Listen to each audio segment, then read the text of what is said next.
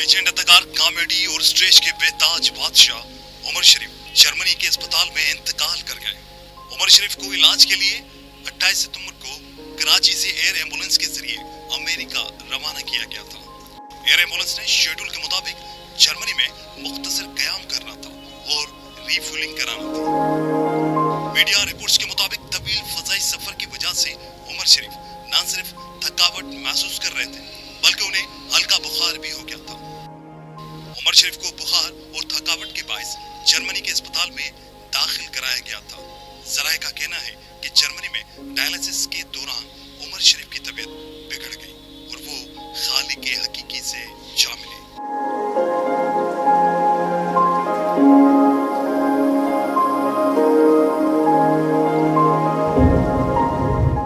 इस हवाले से मुल्क के नामवर फनकारों ने उमर शरीफ की रहलत पर अपनी इंतहाई रंज और गम का इजहार करते हुए उनके अहल खाना से दिली इजहार ताज़ियत किया है और उनकी मगफरत के लिए दुआ की।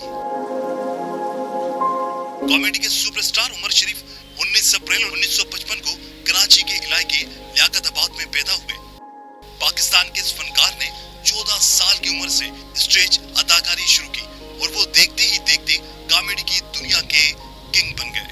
उन्होंने कॉमेडी का जो मुनफरिद ट्रेंड मुतारिफ कराया उसमें अवामी लहजा, अंदाज और रोजमर्रा के वाकयात का मज़ाहिया तज्जिया शामिल रहा।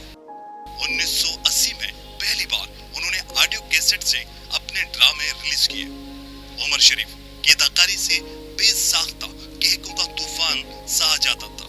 TV, stage actor, film director, composer, शायर, मुसन्निफ, प्रोड्यूसर, ये तमाम सलाहियतें उमर शरीफ की शख्सियत की पहचान बनी। स्टेज पर थिएटर की तारीख उमर शरीफ के जिक्र के बगैर अधूरी है। उन्होंने अपनी अदाकारी के जरिए न सिर्फ मुल्क में बल्कि भारत समेत दुनिया भर में पाकिस्तान का नाम रोशन किया। उमर शरीफ को जनूबी एशिया के किंग ऑफ कॉमेडी का खिताब भी दिया गया। उमर शरीफ को नेशनल निगार ग्रेजुएट समेत सदारती अवार्ड से भी नवाजा गया।